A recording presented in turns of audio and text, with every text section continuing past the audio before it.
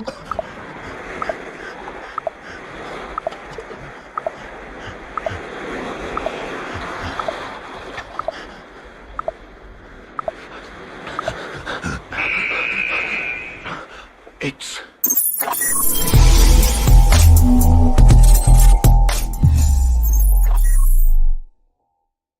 Venti is large. No, Venti is 20. Danny. Yeah. Large is large. In fact, tall is large, and grande is Spanish for large. Venti's the only one that doesn't mean large. It's also the only one that's Italian. Congratulations, you're stupid in 3 languages.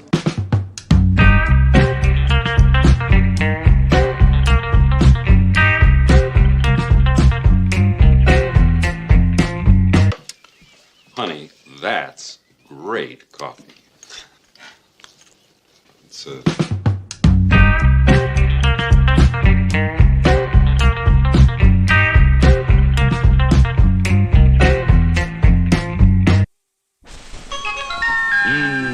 Smell good ground coffee.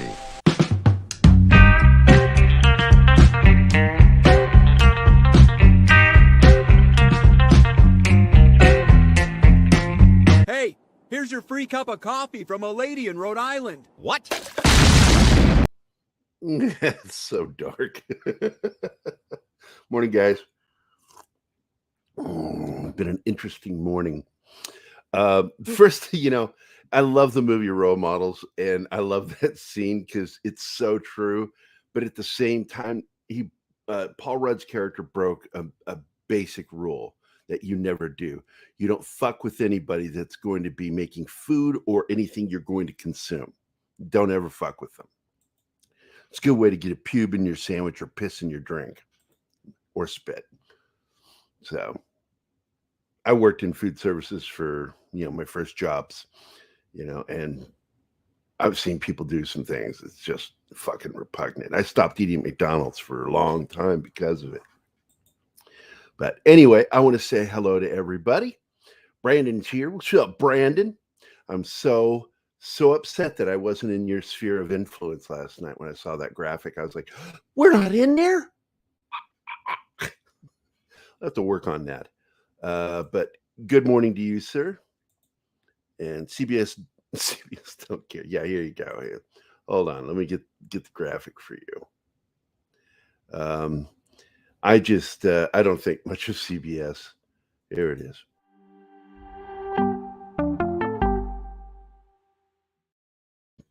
Thing was blocking it, so let me hide that comment and do that one more time.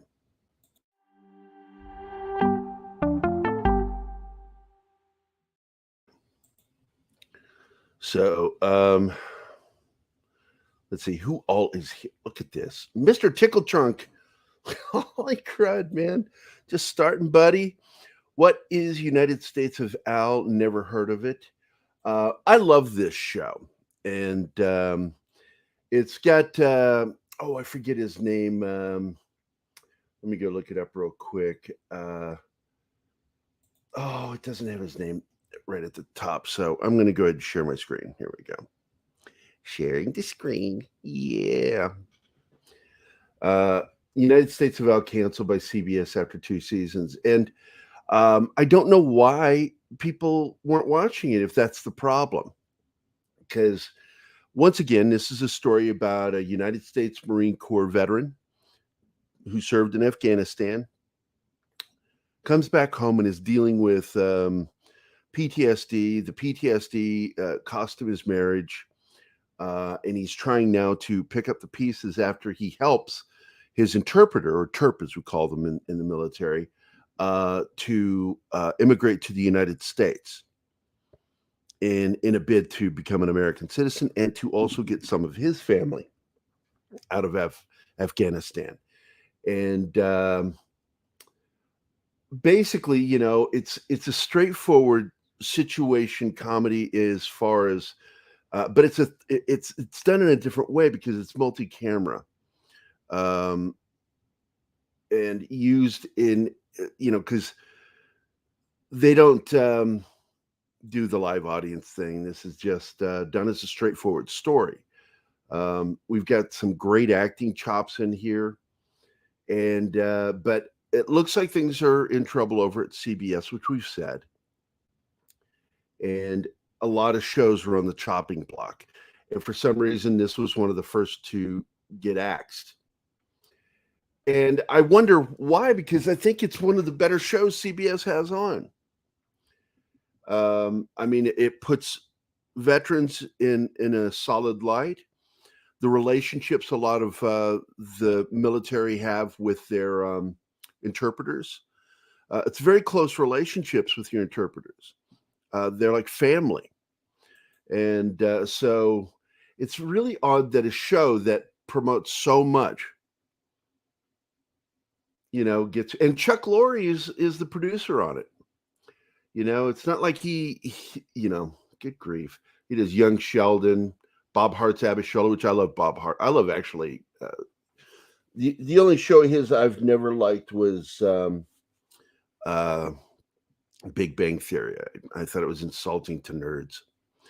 But once again, I'm going to put up your Tickle Trunk thing, and I'm going to play you this one, my favorite. I got a fever, and the only prescription is more cowbell. There you go. Thank you, Mr. Tickle Trunk. Without your support and everyone's support, this show's nothing. It's deeply appreciated, man. It really is. Let's see. Hail to you, sir.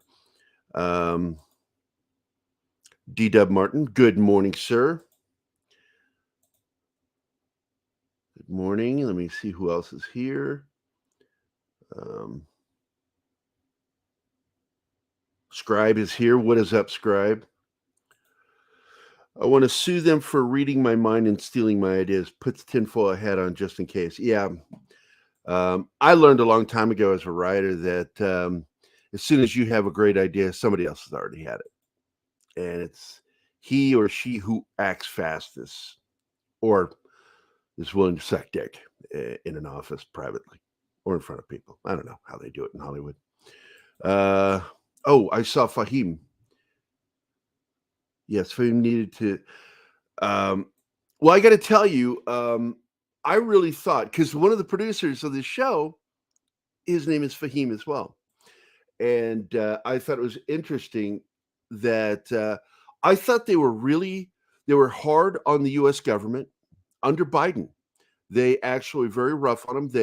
The first episodes of the season, I think, is what got them axed, because they were hard on the current administration and their handling of things that were going on in Afghanistan.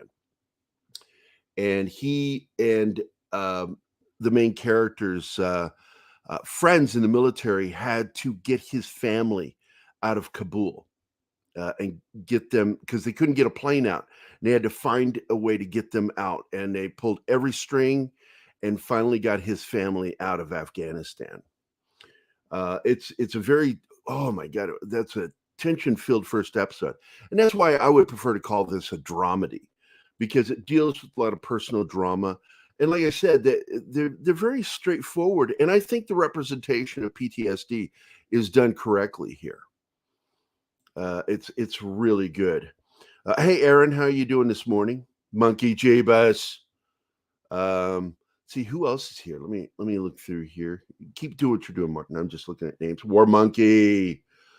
6. Hey, good morning. I'm not used to you being up at this time of day and showing up. Thank you. Marcus, what's up? Let's see.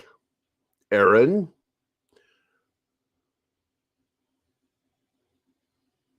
Yep, everybody. Good morning. Good morning. Glad to see everybody. So let's get going here. So exclusive, the Chuck Lorre produced sophomore CBS comedy series, The United States of Al, will not return for a third season.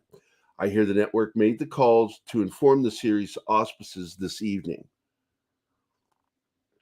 For 2 years in a row, the Chuck Lorre produced comedies, Be Positive, which I'm not interested in, United States of Al, I love, been on the bubble. Last year, both of them ultimately got renewed.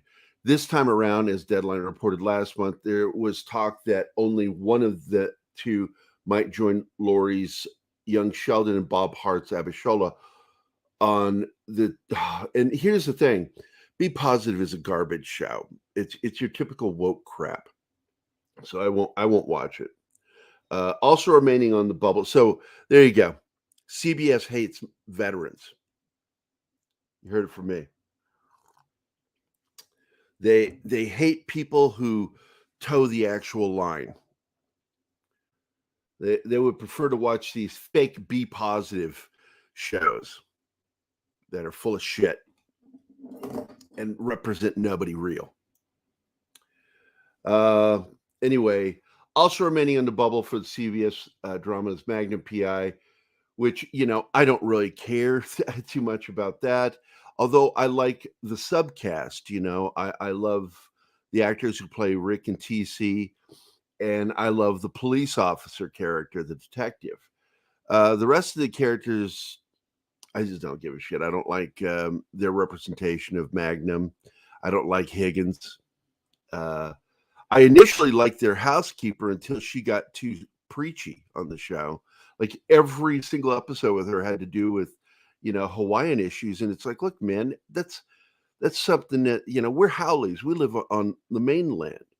And you can educate us by just doing a little bit about it, but don't fucking get preachy with people. If people want to be preached at, they'll go to fucking church. So they did pull back this season on that stuff. So, but it's still, I'm not a big fan of Magnum PI. Only thing I like, again, are three of the characters. The multi-camera United States of Al starring Adhir, that's it, Kalyan. That's him. He used to be on Rules of Engagement with David Spade. And Parker Young is the Marine. Comes from Laurie and creators David Gash and Maria Ferrari. It is about the friendship between Riley, a Marine combat veteran struggling to readjust to civilian life in Ohio, and Walamir, played by Kalyan, the interpreter who served with his unit in Afghanistan and has just arrived to start a new life in America. Kelly Goss, Dean Norris, you know him from Breaking Bad, Elizabeth Aldifer, and Farrah McKenzie, she's a kid, also starred. Early on in its run, the series, whose pilot was shot early in the pandemic, did face some criticism over what was characterized as stereotypical portrayals. They show real people, and that's called stereotypical. At the start of season 2, the sitcom was praised for it reflected U.S. Afghanistan withdrawal, taking shots at the current Biden administration doing it. And even though they don't say any names, it's clear who they were criticizing. There are 2 more episodes left from the show's second season. The season 2 finale, which will now serve as the series finale, is slated for May 19th. Ah, great, my birthday. Fucking happy birthday from CBS. Fuck you, cocksuckers. This is a Laurie comedy series to be canceled so quickly. It's the first, yeah. In over 30 years since his very first show as a creator, which was Franny's Turn. I fucking don't know that.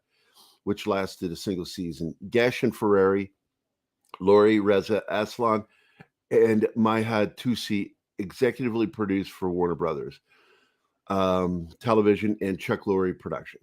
This is depressing to me because it's one of the few things I felt like represented real fucking people. Let me read this. I watched MacGyver and really liked that show last season. I couldn't do it. I didn't even like the original series. Last season went ridiculously woke, had Mac running at night alone wearing a mask. And he said, "Of course I judge you by your color," to his black girlfriend. Yeah. We're going to get deep into entertainment racism this weekend. We're going to be talking about Polly's videos criticizing Disney for their blatant racism against Latinos. But I think that's just the tip of the iceberg with Disney, as well as with all the studios. There's a real fucking problem in Hollywood. These woke people think that they're being pro something, and what they're doing is being condescending. And I cannot stand people when they're condescending towards people over their race, that you will only do well because we're fighting for you. It is, The fucking hubris, as Patrick Stewart's shitty Picard's admiral would say. Sheer fucking hubris. Good morning, lovely Sherry. Let's see. How we doing on the chat here? Where are we at? Original MacGyver was one of my all-time favorites. I couldn't handle it. I don't know why. I was in the military when it came out, and I think that had an impact on it because I kept going, you shoot him. That guy, shoot him. It'll be over. It's all over when you shoot that guy. Now you're imprisoned. You've been taken hostage. You're having to deal with another hostage situation. Better find that paperclip. Too bad you didn't use a bullet. So I couldn't get into it. I was doing real military shit at that time. Good morning, PJO. How are you doing today? Let's see, where was I? Good morning, Pops. Hey. Where's it at? Oh, I was spelling it correctly. It's MacGyver. Yeah. I always figured it was a slap in the face to Tom Selleck when they remade Magnum P.I. It really was, which is why he, of all the cast that are alive, refused to appear on the show. And he said himself, there's only one Magnum, me. Let's see.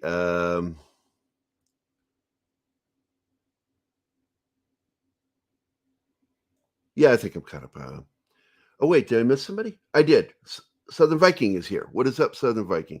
I can't do MacGyver and Magnum. Too much 80s in my blood. Yep, ditto. Zachara 315 is here. Howdy, what's up? We've been talking about this show getting canceled. Once again, a show that represents Afghanistan people who served to help the United States in the conflict against the Taliban. As well as the other terrorists hiding out in Afghanistan, and how they needed to come to America afterward. Because we didn't want a repeat of what happened in Vietnam. Now, my buddies at Midnight's Edge were talking about the end of Vietnam, and somebody said, it might have actually been on Nick Weiser too, I heard this. Because I did correct one person. I said, they said, we lost Vietnam. I said, we didn't lose Vietnam. We surrendered. But I didn't actually put it out there because those of you who don't know your history, we won the war when we forced North Vietnam and China to meet us in France for the Paris peace talks. And we got them to sign a treaty because Nixon did something nobody else would do. He started bombing Hanoi. He took the war to the north. And once that happened, we decimated them. They couldn't afford to fight us anymore. The only thing they could fight with was guerrilla tactics, which were the Viet Cong. But the problem was a lot of the warfare was being paid for through China. And they were like, okay, it's getting too costly. It's cost us too much. So they joined at the Paris peace talks. We got our treaty. And next thing you know, I want you to remember this. This was not a Democratic run Senate. This was Republican. Okay. They defunded the Vietnam War, the conflict. They defunded it, which led to us to be forced to withdraw from Vietnam, which led immediately to over 2 million people who had helped or contributed in some fashion against the North Vietnamese and the Viet Cong to be slaughtered. Because that's what happens when the communists take over, is they take everybody who is against them out and they kill them. Even people that they think might be a problem, they take them out and kill them. Every time the communists have taken over, you'll see 2 million or more murdered. Just dead, fucking taken out and slaughtered, never getting a grave, mass graves. These people were put in mass graves because they helped the United States, Australia, and other countries that were trying to stop the communist incursion into Vietnam. And because of our fucking government, Republican-run government, that happened. So when people tell me that the Republicans are always good, I remind them they're the ones who pulled us out of Vietnam. So we didn't lose Vietnam, we surrendered it.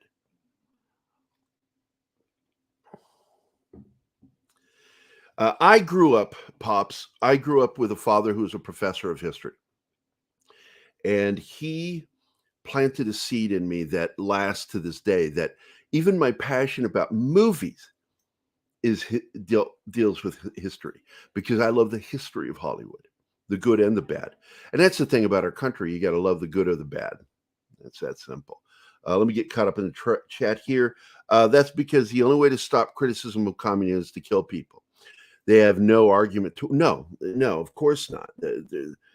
Look, the basic idea behind communism is you got a wheel of cheese and everybody gets to feed on it. Here you go.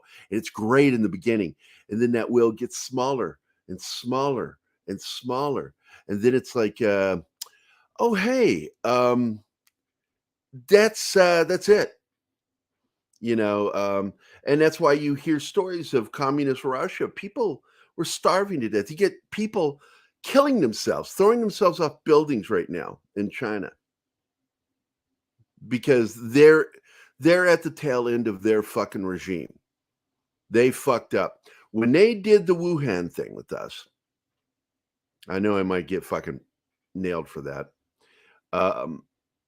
When that happened, when they sent us that special gift, and then tried to act like it wasn't intentional, it hurt them, and it hurt them financially. And now a lot of the people, because shit always floats to the top, that. Guys like the FAUCI guy, I'm not going to say his name, they're all floating to the top. His involvement, people who played a part in this, eventually it's all going to come out, what happened, what was done. But in the middle of that, we heard last night that Elon Musk is having trouble again acquiring Twitter because the current administration is putting him under investigation. His intent to buy Twitter is under investigation. Government sticking its nose again in private commerce. Overreach. I'm not a libertarian, but that shit pisses me off. Let me get to this one. Oh, wait. What did that one say? Did I miss that? Yeah. After the withdrawal, and thousands, if not hundreds of thousands of our friends and allies were horrifically tortured to death. Yeah. And are currently hiding if alive. I don't think anybody survived it. I really don't. And it's weird to have a sitcom praising them. I'm not sure what sitcom you're talking about. Are you talking about this one, United States of Al? This isn't making light of that. In fact, this show criticizes the withdrawal. Watching the offer about The Godfather getting made. Yeah, I've been wanting to watch it, but look, I find it really funny when the movie studio that produced The Godfather produces a movie or miniseries about their making of it, and then throws a lot of bullshit in, because they're not going to make themselves look bad for any of their decisions. I am glad that apparently they kept George Lucas in there in his involvement with Francis in pushing him, because they'd been experiencing a lot of financial issues. But anyway, also why they want to take over Hong Kong and Taiwan so badly. Well, Hong Kong went under the control of China over a decade ago when Britain released it, because it had a contract, and the contract ended, and Hong Kong went to shit. And that's when you saw Jackie Chan praising communism. We start seeing him praising, and not just him, Donnie and others have praised communist China. And of course, yes, they do want Taiwan badly. Taiwan must always be protected. It has to be protected. It is the last bastion of independent government over there. So they always need the money. China, and Japan as well. But South Korea, I'm telling you, they want us out of there really badly. And the minute we leave, they are going to fall under the control of the North. Oh. I am not a less is fair capitalist, but the less government regulating business, the better the economy is. Yeah, the only thing the government should be making sure is that there are no monopolies. And Bill Clinton, one of the few things I absolutely dislike that he did is after Teddy Roosevelt broke up Mobil Oil, Bill Clinton let him come back together. And so we're seeing monopolies again. When you live in a town and there's only one cable provider, that's called a monopoly. If you didn't know that. One telephone provider. Of course, we're seeing an end to that shit because of mobile has pretty much taken over the need of ever having a phone. But some people still have landlines. I had them all the way up until 2016. I had a landline along with mobile. We get them. That's what I was saying. You probably weren't here when I said it, War Monkey. It was the first episode of the season. Absolutely fucking criticized the current administration's handling of the withdrawal from Afghanistan and all the problems it caused. Morning, Kylock. How you doing? Good morning, Dust Wolfen. I meant to say that. Yeah. I was watching the Hong Kong protests for like a year every morning, and then this little virus one, quick along with their free media. Well, I've got friends over there I haven't heard from in now 3 months. I'm worried they're in danger or dead. And with what's going on, it's just horrific. And of course, our media doesn't give a shit, doesn't cover it. If the West loses Taiwan to China, I'm hoping we'll see a change, by the way, with CNN, because everybody's being fired. It's part of the Red Wedding, if you didn't know that. We talked about that CNN was going to get. And, just so you know, the guy that was the head of CNN was best friends with Zaslav, and he fucking fired him. So don't think that Zaslav is going to pull favorites. If the West loses Taiwan to China, we lose 90% of our computer chip manufacturing to them. Yep. But it's not just that. It's like they are an independent nation, and so should be recognized. It's shameful when that peacemaker star, I forget his name offhand right now, I don't care, made this statement about the country of Taiwan and then had to bend a knee to China and apologize for saying that Taiwan was an independent nation. Fuck that guy. Fuck Hollywood. Fuck Disney. Fuck Warner Brothers, Hamada, all those guys. Goddamn. Monopolies will always naturally happen. Yeah, but we got to keep an eye on it, man. We do. I complained because when you have a monopoly, you don't get price variances. They will dictate what you're going to pay. And when there's competition, you get better prices. And that's just simply the best way to work. Woke up to a surprise gift today. Got boot drive SSD for the PC. I'm trying to rebuild. Oh, that's awesome, Kyla. So I'm happy, but I'm sad since I need power supply and GPU still. So yay.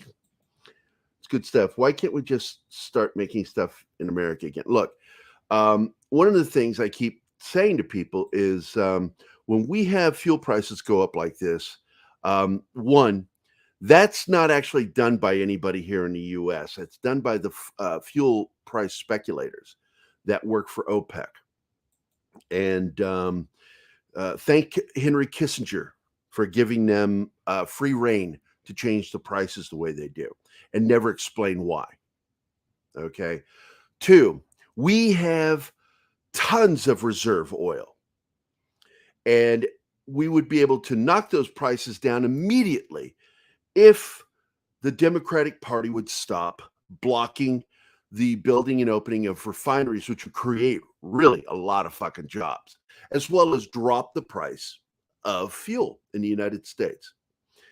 But they do that, and because once again, the people who are for the environment overpopulate and really hover over the Democratic Party because they know the Republican Party is not going to listen to them.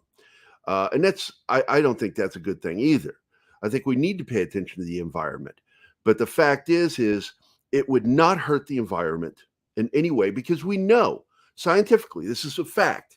This is nature. Nature pours more crude oil over land and water than all of the maritime accidents or land accidents with pipelines. That's a fact.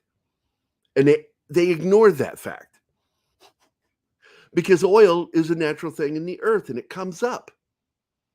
And it doesn't just come up over land. It'll spew out into the ocean. People are dumb. Yep, get that. I'm sorry, I'm backing up just to make sure I didn't miss anybody. I agree with you. Google is a dangerous company, and I'm streaming on one of their properties. They are a monopoly in many ways. What competition does YouTube have? Seriously, Google does its best to screw with them when they want to compete, and they have every right to try to diminish, but competition is always necessary.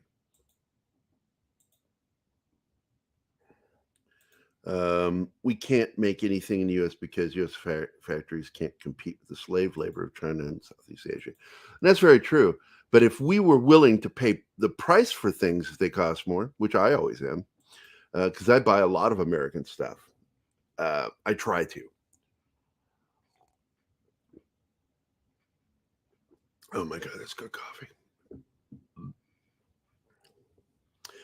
I think Trump was far more a detriment to the office than a positive. Bears how people reacted to him from the political left. I saw functionally he shook the ground, and that was a necessity. The problem is once you shake people loose and show them for who they are, that's when you're supposed to do the weeding out. But thanks to the media being what it was, never happened. So they all got to wiggle back under the rocks, a lot of them. And I got to tell you also, I've been out of work, unemployed, and doing freelance since Obama. And during the entire Obama administration, and during that administration, I hit my 50s. And once you hit your 50s, your relevance in the market diminishes. And I was even at one point thinking about lying about my age just to get jobs because companies are ageist. They are. I don't know if I blame them. But I went to Phoenix because I thought I was going to be going to a larger pool of jobs and more job availability. What I failed to think about when I moved to Phoenix is that you have schools down there, a lot of schools, and a lot of them dealing with what I do, graphic design, art. And they felt that it was better to hire somebody younger than me that knew as much as I did, though lacked the experience, and wouldn't have to pay as much as they would pay for somebody with over 20 years experience in the field. So I watched during that administration the murder of my career, my professional career, but then started my freelance career. And I'm very proud of my freelance career, but I've been a starving artist since 2008, struggling all the time because of what happened. Hold on, I wanted to see this. There's a couple of these coming. Criticizing anything Trump did was seen as crying wolf because all the news did was cry wolf. Well, yeah, I mean, anything he did wrong was over. It's like, look, man, it was a fucked up situation. But the fact is I feel he did a hell of a lot more than what we've got right now. They've undone everything he did. I'm struggling again as an artist. Just I don't want to get into it. Politics is such an ugly place, and each group has its fucking problems. My complaint of the Republican Party, why I'll never be a part of it, is because I'm very anti religious right. I'm not anti people who are religious and are on the right. I'm anti their control of the conservatives. I don't like that. As an agnostic, even when I was a Catholic, I had somebody say something, it's a Christian nation. I said, well, which Christian? Because if you say it's Baptist, I'll fucking kick your ass. If you say it's just Protestant, I'll kick your ass. I'm Catholic. There are a lot of Catholics in this country. There's a lot of versions of, there are Coptic Christians in this country that have come here from Egypt. So, we are a faithful nation. There's a lot of people of faith. But I have problems when people say it's a Christian nation when, yeah, Christians helped build this country, but really there was no competition for religion at that time in the United States. I mean, the first people that came to the this country, America, were Christians who felt they weren't being allowed to practice their faith in England. So the Puritans. Anyway, so I think Trump was far more. I don't completely agree with you, Trickle Trunk, but I don't disagree with you either. Criticizing anything, we already read that. I saw an ad called Superstream when I was playing Trailer Park Boys. You can't even activate some devices without. Oh, I know. I'm from Venezuela. Well, we know that, Martin. You don't. But you live in Mexico. I know that too. I can tell a thing or two of the effects of social. Yeah. But for now, I will only say that my country has become a Chinese colony, and I completely understand and sympathize with that because they have. And of course, Martin immigrated up north. He's in Mexico now, and he's concerned and that wokeism is really hitting it. It's taken off in Mexico. So I was sad to hear that. Google is too big to fail. Yeah, we'll see about that. My hopes are that when it happens, it'll be big. Good morning, Pop Culture Minefield in chat. Well, hello, deleted scenes.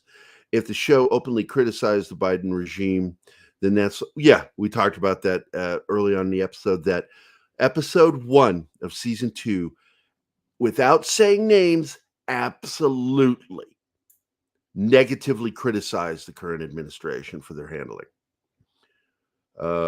Because there's a lot of sympathy to those in Afghanistan on this show, as well as the military. And I really think they respected people in the service on this show. I really do.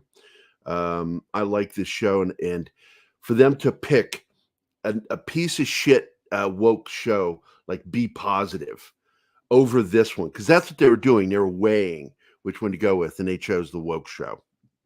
So the USA is a nation made up of mostly Christians. Yeah, it's true. The nation itself is agnostic by design. Yeah, because I remember a minister friend of mine said, something one day about atheists in the foxhole. And I said, I'll tell you what, you will find far more agnostics and atheists in the infantry than you will find a Democrat. And that's a fact. There are Democrats in the infantry, but they're very rare compared to atheists and agnostics. The First Amendment guarantees freedom of religion and freedom from religion. Most religious folks forget the latter. Well, yeah, I agree with you. It's like, I don't want any religion dictating a fucking thing to me, how to live my life. And that's why, I am pro the idea, because I think that there being any kind of law for or against abortion on the federal level is a mistake. It's, I do believe that a woman's body is hers to do, so is a man's.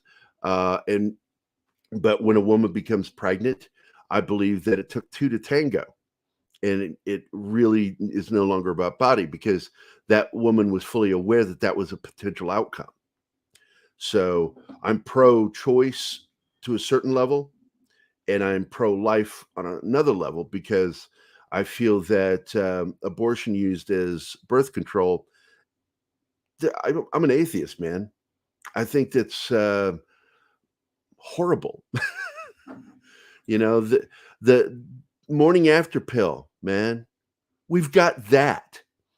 I think they've dropped because we've got the morning after pill. I don't look at that as a bad thing. The morning after, boom, all for it. Let's see. As a Canadian, I'm very jealous of the USA's speech codes. We stood too close to our British roots on speech. Now we're the first British common law nation in history with compelled speech. Yeah, it's fucking awful, dude. I support free speech, man, and there's none in England. You've heard of people being jailed and imprisoned for saying things. Goddamn rabble rousers. Anyway, Gerry is pro chest burster confirmed. Hey, look, if that chest burster is fully formed, anyway. Oh my God. Let me get back to abortion is very contrary to humanism, which parallels what many atheists live by. I get you, Pops. But I want to get off these subjects. These are too heavy for morning talk for me. Although what I would like sometime, and maybe we could do one of these is this, you guys get out of the chat and join me and we can have an actual conversation because I love that shit. I like sitting down with my friends and having a conversation. But let's get into some other news. Who didn't see this coming? Andy Dick arrested while on YouTuber's live stream faces felony sexual assault charges. But there's also footage from when he was, it looks like he was being held hostage in that one house where he was living on a cot and just constantly watching videos of himself. I mean, the guy's fucking mentally ill. The guy is fucked in the head. I have very little sympathy for Andy Dick because Phil Hartman is dead because of Bree Hartman's falling off the wagon and getting back into drugs and booze. And the person who helped her do that was Andy Dick. He's the one who introduced her back to coaxed her into doing it. Why would you come to a party if you're not going to have fun? That was what he said to her. He was just fucking, man, it's disgusting what happened. So in many ways, what we're seeing here is karma playing out. A lot of the people, like Joe Rogan is very sympathetic towards Andy Dick because he's aware of what's wrong with Andy Dick. But some of the other people, like really close friends of Phil Hartman's, really don't like him and hate him. It doesn't go past that. It's like they either don't like him or they hate him. One of those being Lovitz, who got into they called it a scuffle, a fight, but it was a slap fight between these two. So Lovitz smacked the shit out of him because Andy Dick was drunk and walked in and says, I put the Phil Hartman hex on you. You're next. And that just sent Lovitz off. And Lovitz was a very close friend of Phil Hartman's. They were like best friends. I think that's genetic. I can't stand Paul Feig. He's such a fucking asshole. He did one movie I liked, and I think that in real life, I've heard him talk, and he's just a fucking asshole. Can't stand the dude. So yeah, assault charges. Comedian Andy Dick was arrested today by Orange County Sheriff's Department on charges of felony sexual assault. Dick had been staying with a group of people living out of their RVs in the Orange County campground and live streaming their lives together. It's a community. It's a live stream community. And I don't know if he was living off of them feeding him and everything and getting drugs from him. They're very much nonconformist types to the extreme. On the Captain Content YouTube channel, according to a man named Maximiliano, in the group. One of the members alleged Dick molested him recently. Orange County Sheriff's deputies were dispatched about 9 a.m. this morning to the Trabuca, but there's also evidence that some of these people are doing the same thing to him, as well as holding him hostage. So I'm curious how this is going to fucking end up. Orange County Sheriff Sergeant Scott Steinel said Dick is being held on a $25,000 bail, according to jail records. Did anyone witness anything last night or this morning? Anything unusual? One of the deputies is heard to ask Max and a woman named Jessica as they live stream the event. It was all caught on video. You can go watch it on their channel. While their responses are unintelligible, imagine that. Maximiliano is heard to explain that the comedian has been staying in one of their staying in one of their friends' RVs. Quote, he lets Andy stay there. He's been staying there for a while camping. Dick, who starred in Road Trip, News Radio, blah, blah, blah, had a string of arrests, and he's been being arrested since the 90s. He's a problem, man. He's a problem. I don't know if there's any salvation for this guy, medical or otherwise. Hey, Dragon, what's up, man? Good to see you. Oh, and Peter Venkman Fansite's here. No, dude. Look, he is a true addict. And if he is not monitored, he's going to slip back into it. Because you've got emotional and mental shit involved with this too. I personally think he needs to be institutionalized. It's sad, but I think that's the only way he's ever going to fucking recover and stay in recovery. And it's sad, tragic, but still, part of me doesn't care because, we don't have Phil Hartman anymore because of him. So there you go. This, of course, was hitting the news with our private chats between Midnight's Edge, Mikey Sutton, and others. Warner Media's Polly Cochran to step down as EVP. This is once again just part of the Red Wedding.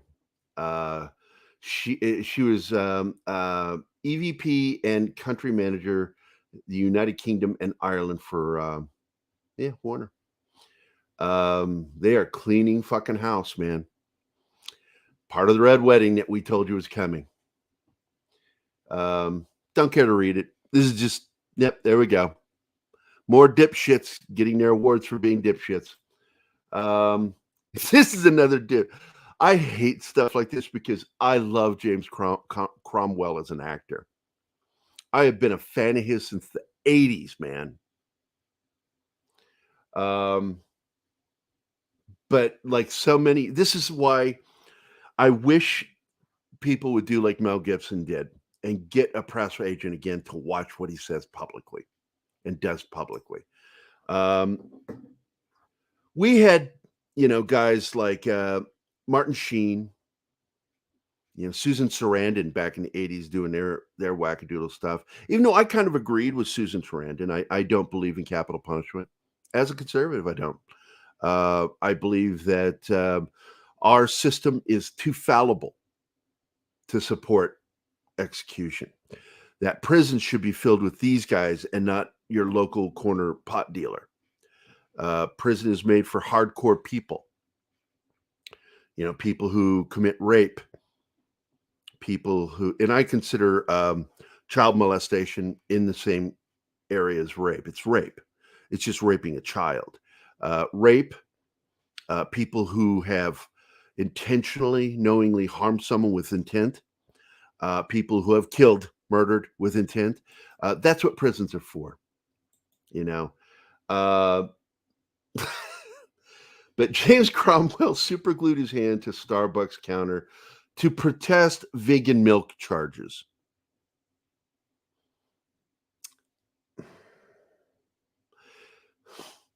James Cromwell, one of the stars in Succession, superglued himself to a counter of a Starbucks in New York, protesting the chain's surcharge on vegan milks.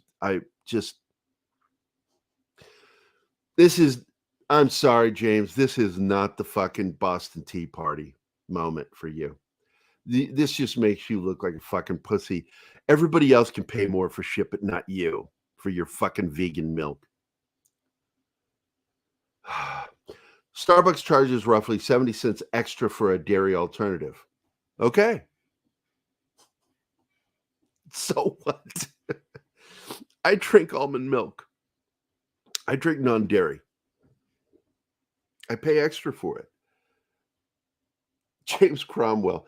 This is your typical shit that I complain about with Hollywood, that they need management because so many people in Hollywood are fucking crazy. And if they're not crazy, a bulk of them are stupid. Stupid and crazy often go hand in hand. And there's only a small percentage of them that are of sound mind.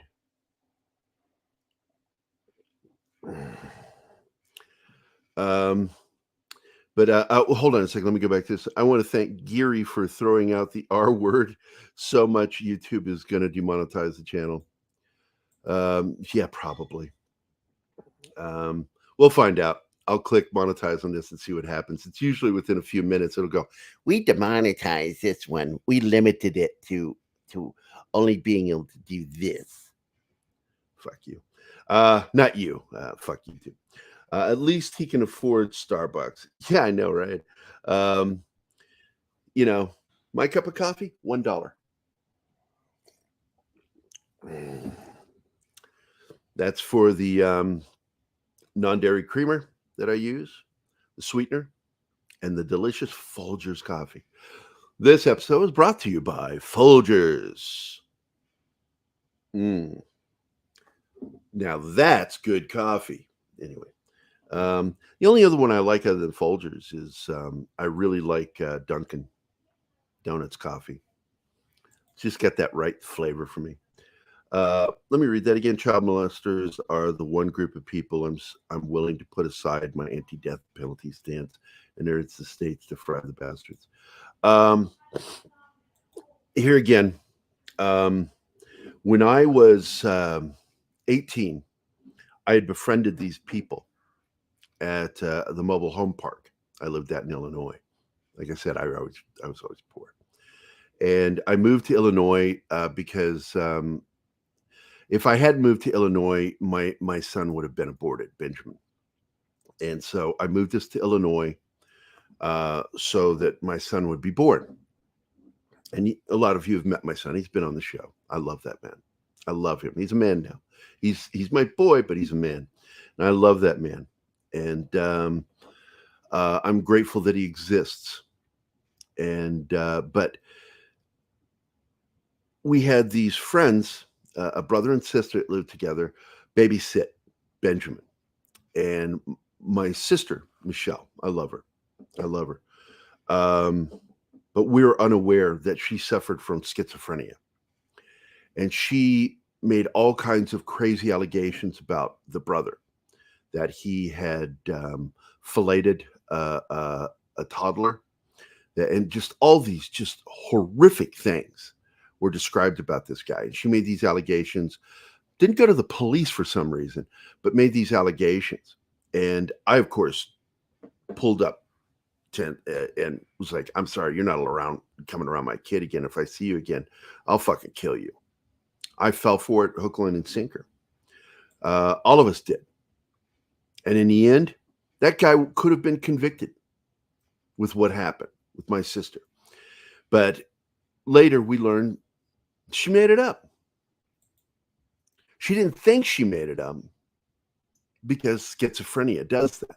I mean, my sister once told a story about being in New Orleans and being pulled into an alley by Mickey Mouse and assaulted by Mickey Mouse, the cartoon character, not a person in a costume. I love my sister, but dealing with mental illness, I've been dealing with my whole life with my family, loved ones. And I got to tell you, man, it can be really exhausting and draining. And but that guy's life was ruined.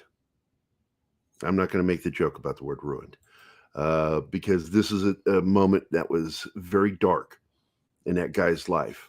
And it was my sister who did it. And so, with that said, I don't support capital punishment on anybody. If they're caught in the act, I might back off a little bit because if they're caught in the act, because recidivism rate with child molesters in particular is one of the highest.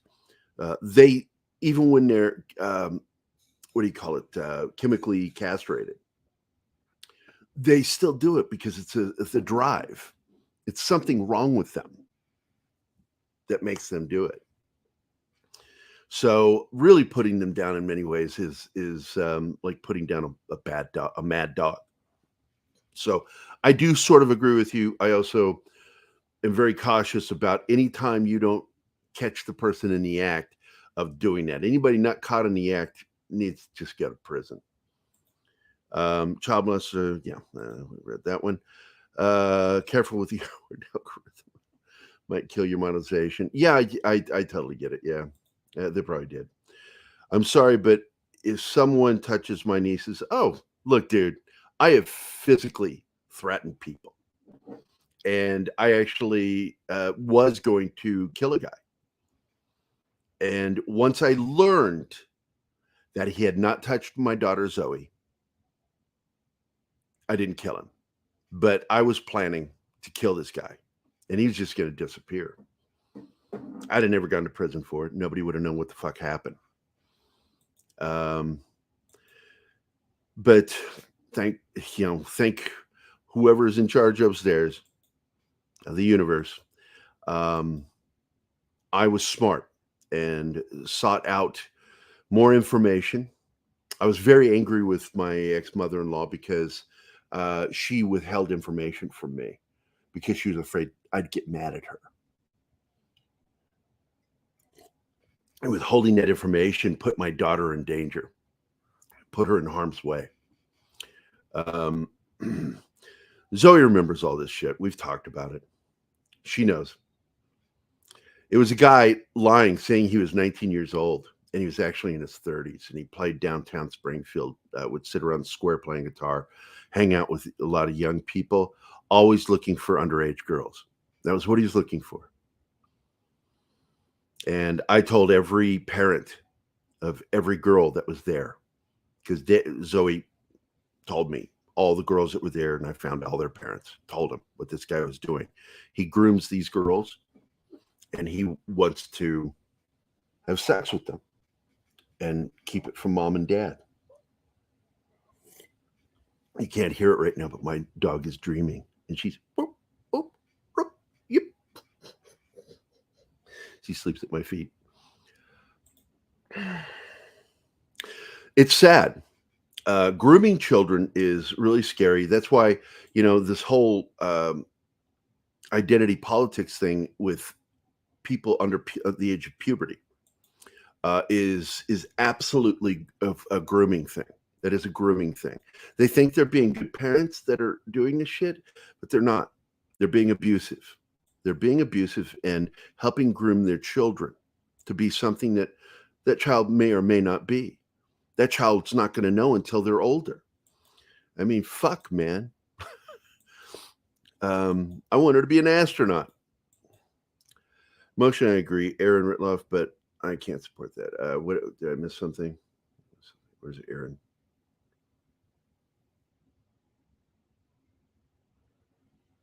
Yeah. I actually Vindicated Inc., my book, actually delves into children's sex trafficking because it's a real problem. Sex trafficking is a real problem in this country, and nobody wants to pay attention to it. It happens all the fucking time. Always. Under your nose.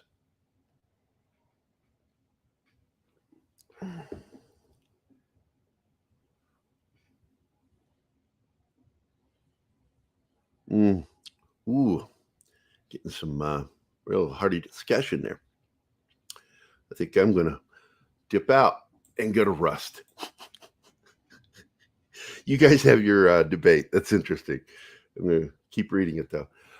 Rust producers defend safety measures before shootings on the Alec Baldwin film set. This is from the Associated Press, reported by NPR. I don't trust NPR very much, but I do trust reports like this. I don't. NPR is absolutely a tool of the left. They are, no matter how they would like to. We're independent. You're independent in your news releasing. You're not on your opinions. So let's see. What do we have here? Santa Fe, New Mexico. A film production company is contesting sanctions by New Mexico officials for alleged workplace safety violations on the set of Rust, where actor and producer Alec Baldwin fatally shot a cinematographer in October and wounding the director, according to filings posted Wednesday by state regulators.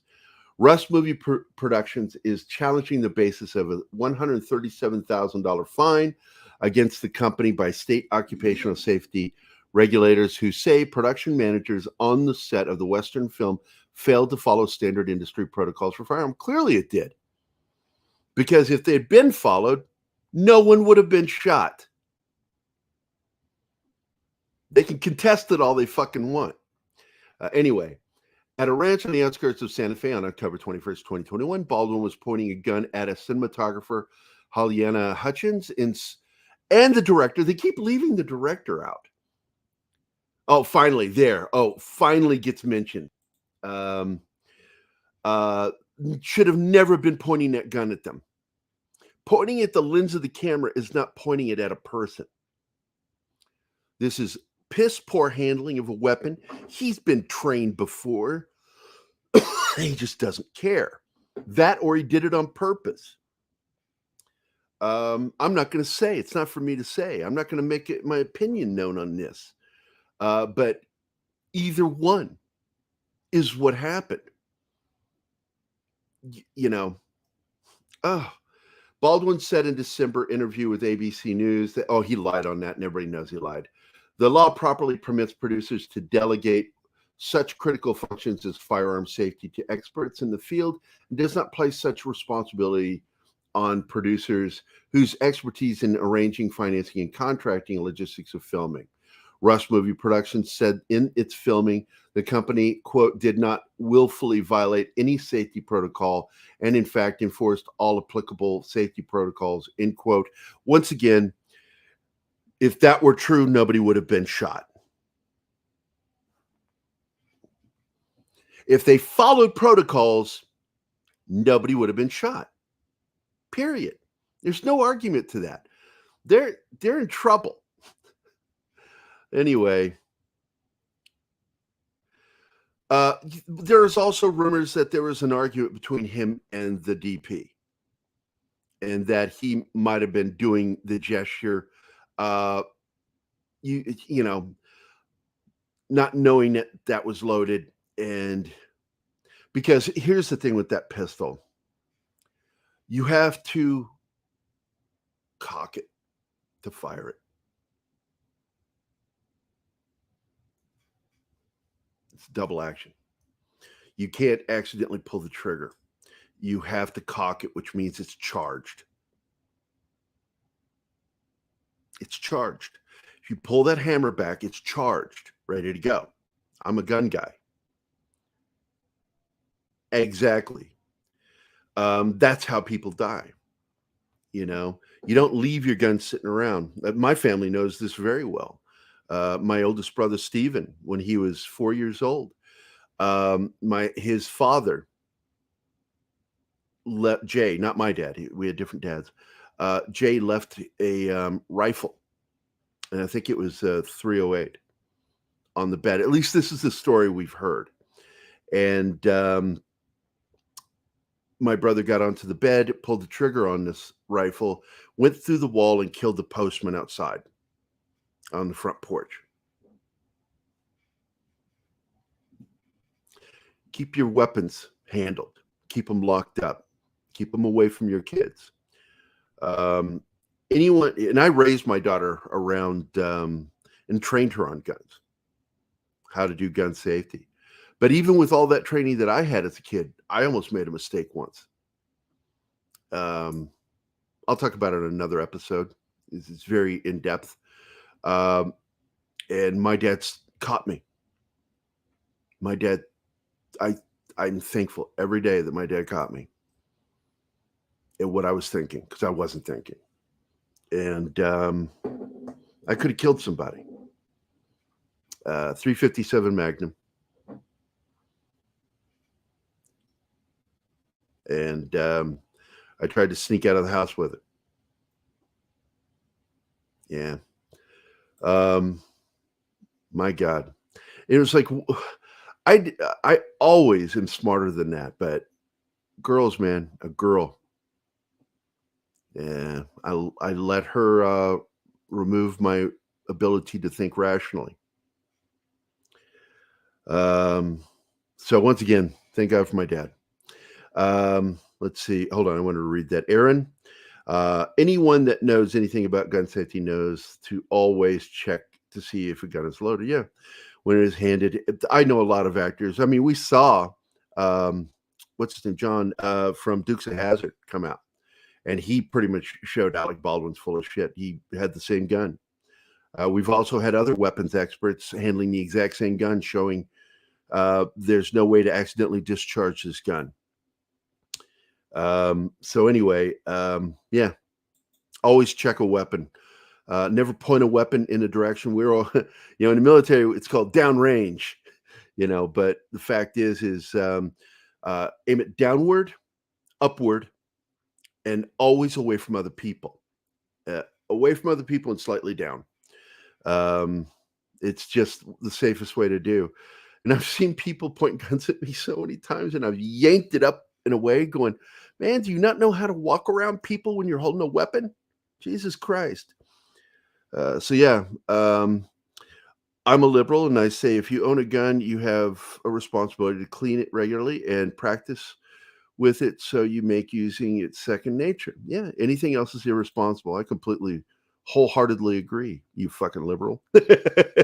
Love you, buddy. Keith is a liberal. And I think you guys use the liberal incorrectly. I think you're, once again, it's a language thing that got changed in the 80s.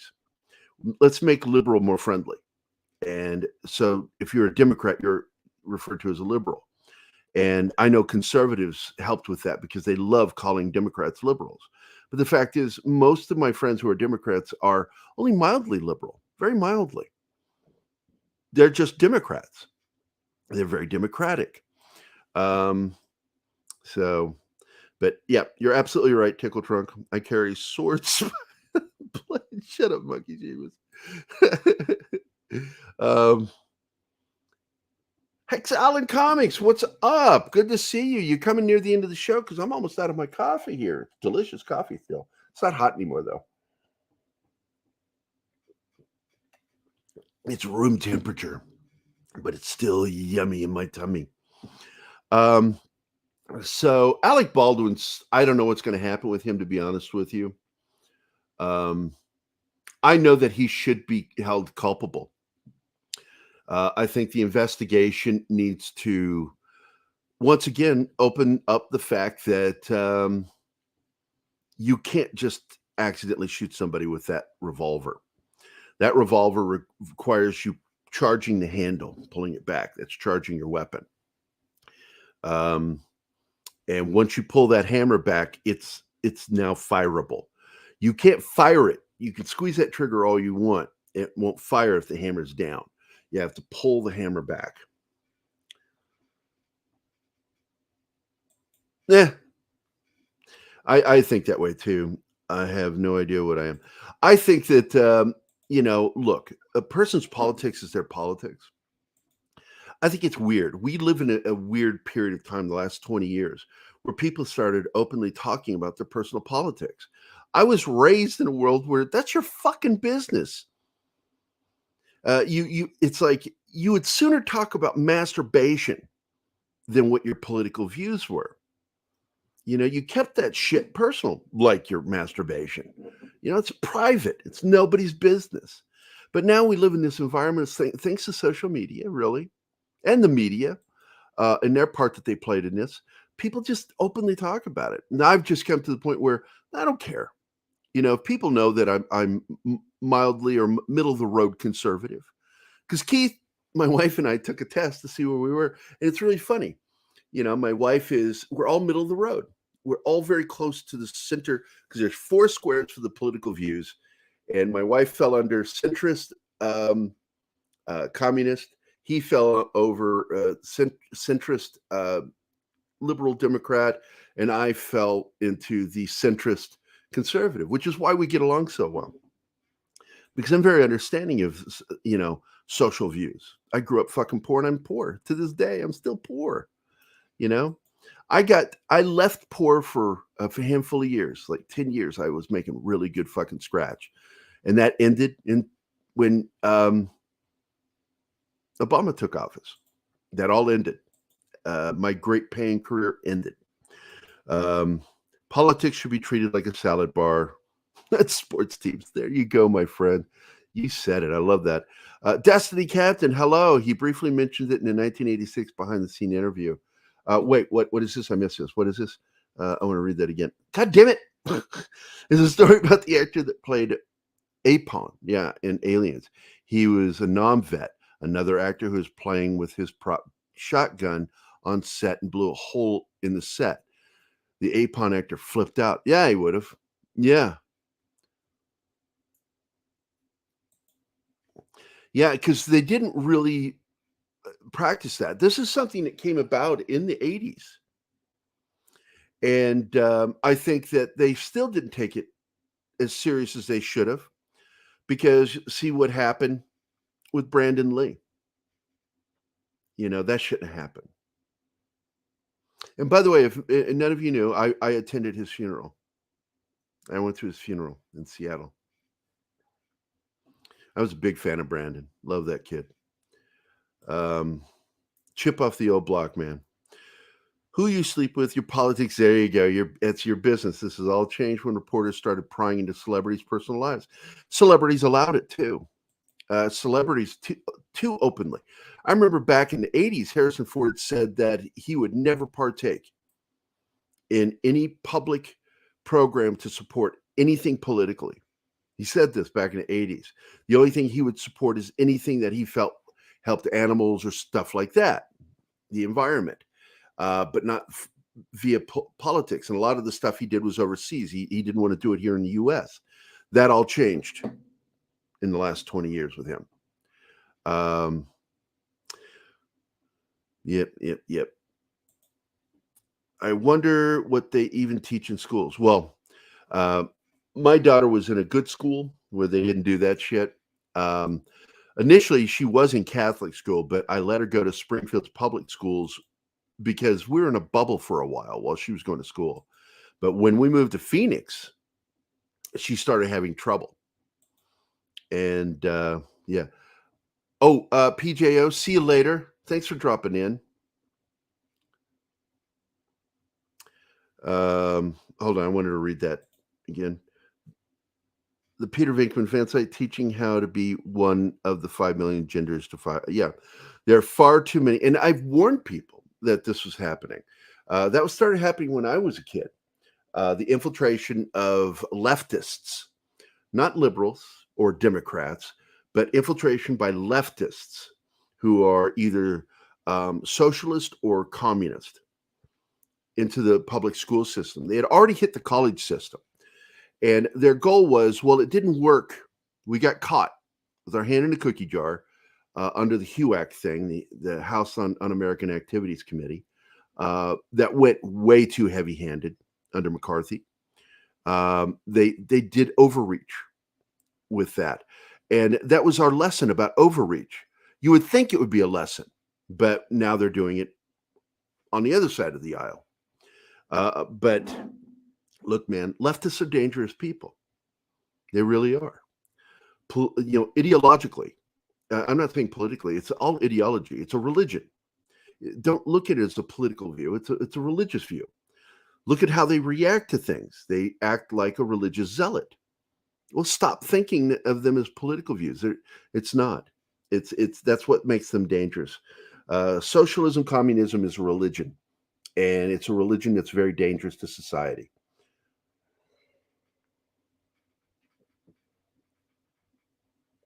And with that, the coffee is done.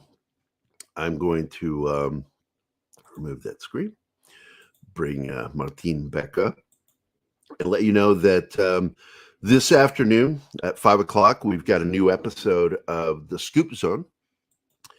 Sadly, our buddy Sil was not here this week because of his work schedule, but we're going to try to figure it out.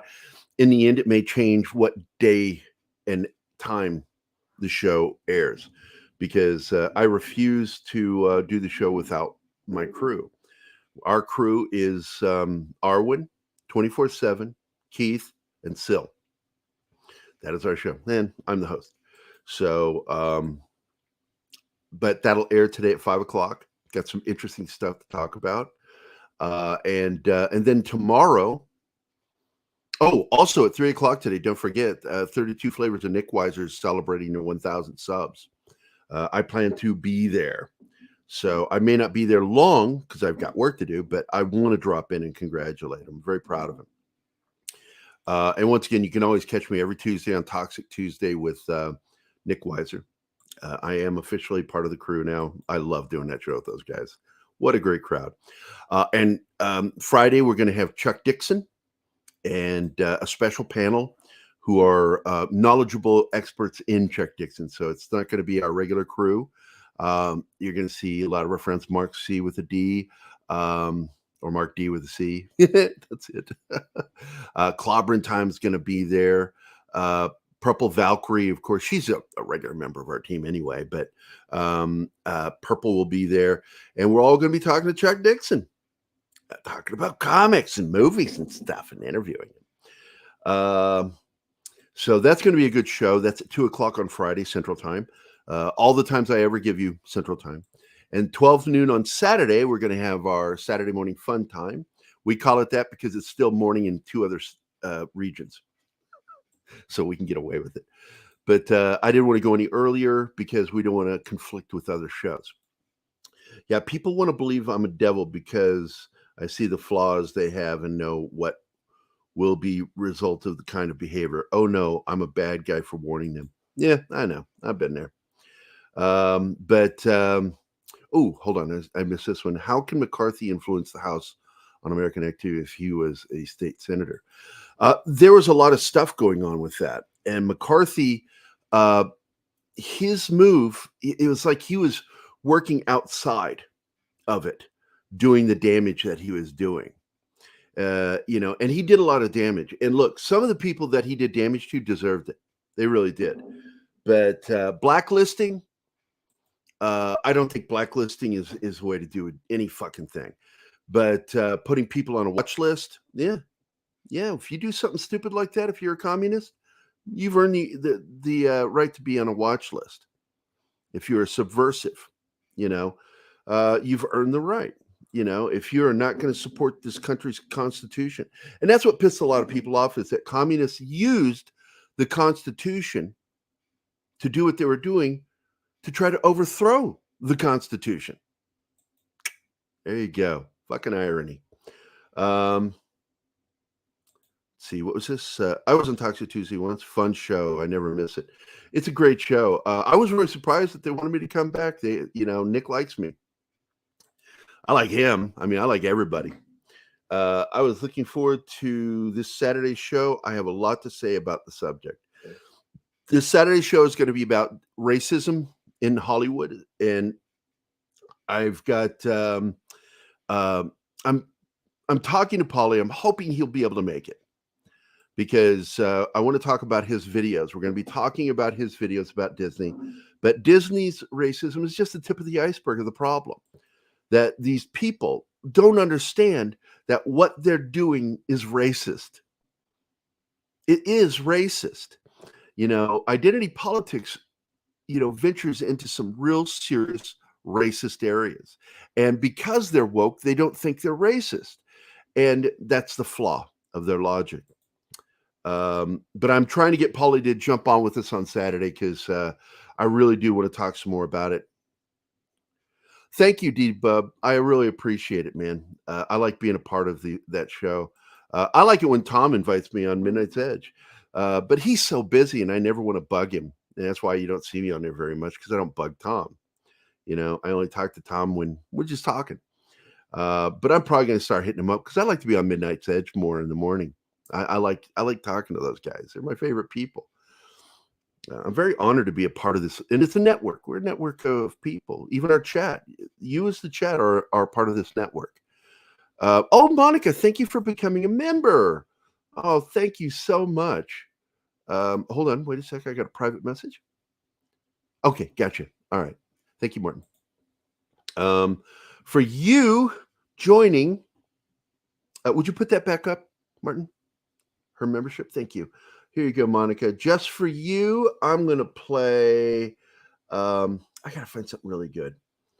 Oh my God, where is it? Here we go. I love this one.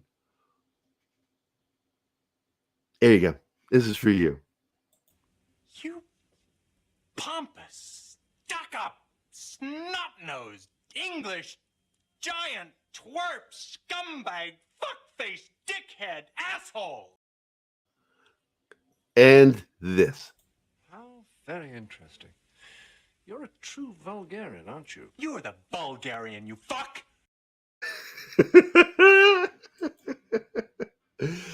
That's for you, Monica, for joining. Thank you so much. Glad you're a member. This show wouldn't exist without you guys. It's so funny. I never wanted to do this. I blame Keith. Keith wouldn't get in front of the camera unless I joined him. And now, I'm the host. I'm the guy that does all this stuff. And I'm getting more and more comfortable with it. I started doing this morning show just to help me get more comfortable being on my own. And because I'm so used to my jokes and everything I do based off of my interactions with other people. And you guys know how my jokes work. I usually make fun of something somebody said or what they meant to say, or I interpret it incorrectly to make it funny. So I think X-Swing twerking is the greatest clip so far. I do not know what that is, but I'm going to look it up after the show. I'll tell you that. I want to thank everybody for being here. And you liked it, Monica? Good. I'm glad. For those of you that watch our show religiously, know that I love Monty Python. So I'm going to play a quick Monty Python thing here. Let's see. What shall I play? What shall I play? Oh, here we go. Right. Get on with it. There you go. And I will get on with it. This is the end of the show. I want to thank all of you for being here. I want to thank Aaron Ratliff Brandon, the anime guy, good friend of ours and a regular on our Saturday morning. Das Wolfen, who's a close friend of Case and mine. D-Dub Martin. I'm glad I met you, man. You're a very interesting dude. Destiny Captain, of course, thank you. Dragon Master, I love it when you pop in. Hex Allen Comics. I would really love to get you on one of our shows when we're talking comics, man. I don't know if you follow us on Twitter, but if you do, would you message me? I'd like to get you involved with one of those shows. Kylok, of course, good friend of our channel. Marcos A, not such a good friend. No, he's a good friend. You're all good friends. Monkey Jeebus. Of course, that is my religion. I pray to Monkey Jeebus. Mr. Tickle Trunk, who is almost single-handedly the person who supports this channel. Him and Mexican Iron Man. PJO, who I love. That is Dork Knight's mom. She is awesome. Pops is, dude, man. First of all, great fucking logo. You know, your avatar. Great name, Pops. Just Pops. Scribe Light. I love you, Scribe. I'm always following you on Twitter. I like it that we follow each other. And we support a lot of what each other says on Twitter too. I like that. Shanatsky, watching you, Shanatsky. Got an eye on you. I love Shanatsky. He's a part of Pop Culture Minefield, and I also love it when he's in the chat. Southern Viking, man, I'm serious. I got to meet a Northern Viking. The lovely Sherry, always awesome. Peter Venkman fan site, you're the bomb diggity, yo. And for the Peter Venkman one, this one just for you. Hold on, where's it at? I got to play this. This is just for Peter Venkman. Where's it at? There it is. Here it is. Hey, where these stairs go? They go up. Just for you, dude. And another $2. Oh, yes. You don't what? I don't know what you don't do. Loki's here. What's up, Loki? Hey, man. You're popping in right at the end of the show. Do you love the movie Jabberwocky? Yes, I do. I have it. I own everything that they're ever involved with, including oh shit. I just forgot the name of the movie. Oh my god, with the dwarves. Time Bandits. Peter Venkman, you got it, man. You got it. Great moment. And thank you for the $2. I'm not sure what your comment was about. What was that about? I missed it. Did I miss something?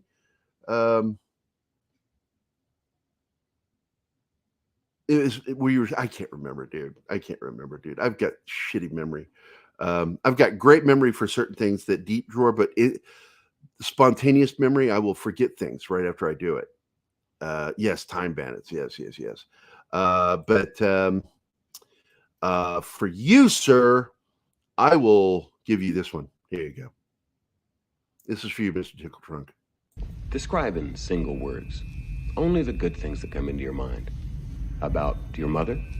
My mother? By the way, when you watch that, I got to say this again. Both of them have guns in their hands. And the gun that Leon has is a black hole gun. And you can see a purple flash for a single frame that represented the bullet. The bullet is made of negative space. So when it hits you, it does intense tissue damage, was the idea behind the black hole gun. And a little tiny bullet would blow a hole in this inside of a person the size of a watermelon because of how it worked. Very dangerous. But again, I'm going to play it again. Describe in single words only the good things that come into your mind. About both guys your have mother? guns aimed at each other. My mother? Yeah, let me tell you about my mother.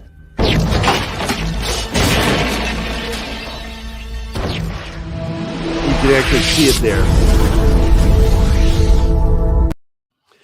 You could actually see it right when he's blown into the desk, that he had it in his hand. That was something that, as a Blade Runner fan, a lot of, I noticed and a lot of people hadn't. It's like, oh shit, he did. I was like, yeah, he was about to shoot him because he figured it out. Both of them figured each other out. And I love that fucking movie. I really do. But this is the end. What is this? Matter meeting antimatter. Oh, yeah. Brian James, I'm friends with the family. I did the official bust of Brian James for his golf tournament that was in his name, his memorial game. And that was fun. Good people. Sad the way he died. Drugs, man. He thought that because he had conquered using drugs that he could use a little. He was too old. It blew out his heart. He took some cocaine, killed him.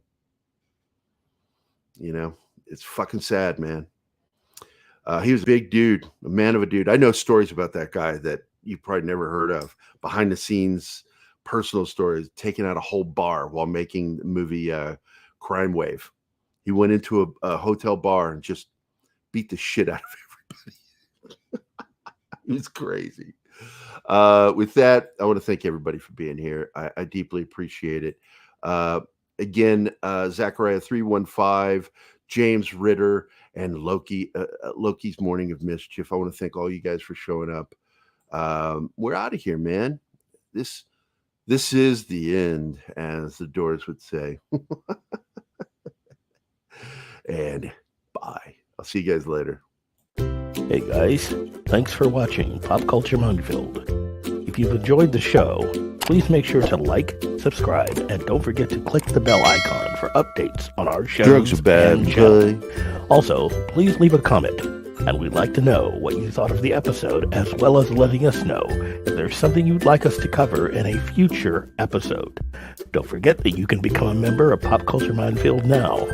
Make sure to visit our membership page and merch store at popcultureminefield.com. You can always find Pop Culture Minefield on Twitter, Facebook, Instagram, YouTube, and Twitch.